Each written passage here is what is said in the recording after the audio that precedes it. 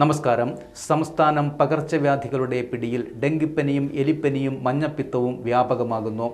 Out break പ്രതീക്ഷിക്കുന്ന സമയത്തിനു മുന്നേ ഡെങ്കിയും എലിപ്പനിയും ബാധിക്കുന്നവരുടെ കണക്ക് ഉയർന്നത് ആശങ്കയെന്ന് ആരോഗ്യവകുപ്പ്.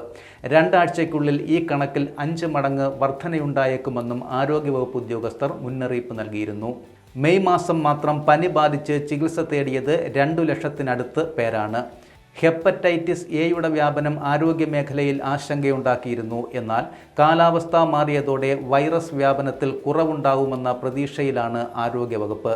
മെയ് മാസം മാത്രം 702 പേരിൽ മഞ്ഞപ്പിത്തം സ്ഥിരീകരിച്ചു. 1659 കേസുകൾ സംശയാസ്പദമായി റിപ്പോർട്ട് ചെയ്യപ്പെടുകയും ചെയ്തു.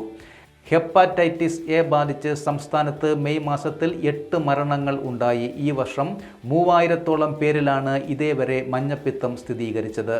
18 മരണങ്ങൾ 5 മാസത്തിനിടയിൽ സംഭവിച്ചു. പ്രധാനമായും വരൾച്ചയും ശുദ്ധമല്ലാത്ത ജലവിതരണം ചെയ്തത് മൂലവുമാണ് മഞ്ഞപ്പിത്തം ക്രമാതീതമായി ഈ വർഷം വർദ്ധിച്ചതെന്ന് ആരോഗ്യവകുപ്പ് ഉദ്യോഗസ്ഥർ പറയുന്നു. എന്നാൽ ഇതിനേക്കാൾ ജാഗ്രതയോടെ നേരിടേണ്ടത് എലിപ്പനിയും ഡെങ്കിപ്പനിയുമാണ് എന്നാണ് ഉദ്യോഗസ്ഥരുടെയും അഭിപ്രായം. മഴക്കാലം ആരംഭിക്കുന്നതിന് മുമ്പ് തന്നെ കഴിഞ്ഞ വർഷങ്ങളുള്ളതിനേക്കാൾ 5 ഇരട്ടി ഡെങ്കു കേസുകൾ റിപ്പോർട്ട് ചെയ്തു. ഈ സ്ഥിതി തുടർന്നാൽ വളരെ താമസിയാതെ തന്നെ ഡെങ്കു അതിൻ്റെ പാരമ്യത്തിൽ എത്തുമെന്ന് മുന്നറിയിപ്പും ആരോഗ്യവകുപ്പ് അധികൃതർ നൽകുന്നു. കാലാവസ്ഥയാണ് പകർച്ചവ്യാധികൾ ഇങ്ങനെ പടർന്നു പിടിക്കാൻ കാരണമായത്. ചൂട് കൂടിയപ്പോൾ വെള്ളം ഇല്ലാതായി, ഉള്ളത് മലിനവുമായി. കുടിവെള്ള വിതരണം കാര്യക്ഷമമായി ശ്രദ്ധയോടെ അല്ലാത്തതിനാലാണ് ഓരോ പ്രദേശങ്ങൾ കേന്ദ്രീകരിച്ച് മഞ്ഞപ്പിത്ത വ്യാപനം ഉണ്ടായതെന്ന് കരുതുന്നു. Manjeri medical college community medicine assistant professor doctor DS Aneesh പറഞ്ഞു. എന്നാൽ ഡെങ്കുവും എലിപ്പനിയുമാണ് വലിയ തോതിൽ റിപ്പോർട്ട് ചെയ്യപ്പെടുന്നത്.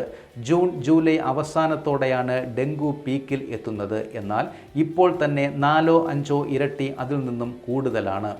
വളരെ കാലതാമസമില്ലാതെ തന്നെ ഡെങ്കു പീക്കിലെത്തും. അതുപോലെ തന്നെയാണ് എലിപ്പനിയും. മഴക്കാലത്താണ് കൂടുതലും എലിപ്പനി റിപ്പോർട്ട് ചെയ്യുന്നത്. മഴയത്ത് മലിനജലവുമായി ആളുകൾ കൂടുതൽ ഇടപഴകുന്ന നിലയുണ്ടാകുന്നു എന്നതാണ് അതിന് കാരണം. 2018 പ്രളയത്തിൽ പോലും അതാണ് ഉണ്ടായത്. പ്രളയത്തിന് 2 ആഴ്ച കഴിഞ്ഞപ്പോഴാണ് എലിപ്പനി കൂടുതലായി റിപ്പോർട്ട് ചെയ്ത് തുടങ്ങിയത്. എന്നാൽ ഇത്തവണ എലിപ്പനി അനിയന്ത്രിതമായി വ്യാപിച്ചിരിക്കുകയാണ്. ഇപ്പോഴത്തെ മഴ തുടർന്ന് 2 ആഴ്ചകളിൽ കണക്കിൽ വലിയ കൂടുതൽ ഉണ്ടാവുമെന്നാണ് കണക്കാക്കുന്നത്. തെരഞ്ഞെടുപ്പ് പെരുമാറ്റച്ചട്ടം നിലവിൽ വന്നതോടെ മഴക്കാല പൂർവ്വ ശുചീകരണങ്ങളിൽ നിന്ന് സർക്കാരും തദ്ദേശ സ്ഥാപനങ്ങളും പിൻവലിഞ്ഞതാണ് ഡെങ്കുവും എലിപ്പനിയും ഇത്ര കണ്ട് വർദ്ധിക്കാൻ കാരണമെന്നാണ് ആരോഗ്യവകുപ്പ് അധികൃതരുടെ വിശദീകരണം. മെയ് മാസത്തിൽ മാത്രം 126 എലിപ്പനി കേസുകൾ റിപ്പോർട്ട് ചെയ്തു. ഇതിൽ 13 പേര് മരിച്ചു. 903 എലിപ്പനി കേസുകളാണ് ഈ വർഷം റിപ്പോർട്ട് ചെയ്തത്. 43 പേർ മരിച്ചു. മെയ് മാസം മാത്രം 1160 പേർക്ക് ഡെങ്കു സ്ഥിരീകരിച്ചു. 3 പേർ ഡെങ്കു പിടിപെട്ട് ആ മാസം തന്നെ മരിച്ചു. ഈ വർഷം ഡെങ്കു പിടിപെട്ട് മരിച്ചവരുടെ എണ്ണം 18 ആണ്. ഓരോ 5 വർഷത്തിലും ഡെങ്കിപ്പനി പകർച്ച തീവ്രമാകുന്നതിനാൽ ഇത്തവണയും അനിയന്ത്രിതമായ തോതിൽ അതുണ്ടാവുമെന്നാണ് ആരോഗ്യവകുപ്പ് അധികൃതരുടെ ആശങ്ക. അതിനു വേണ്ട മുൻകരുതലുകൾ സ്വീകരിക്കാൻ ആശുപത്രികൾക്കെല്ലാം നിർദ്ദേശം നൽകി കഴിഞ്ഞു.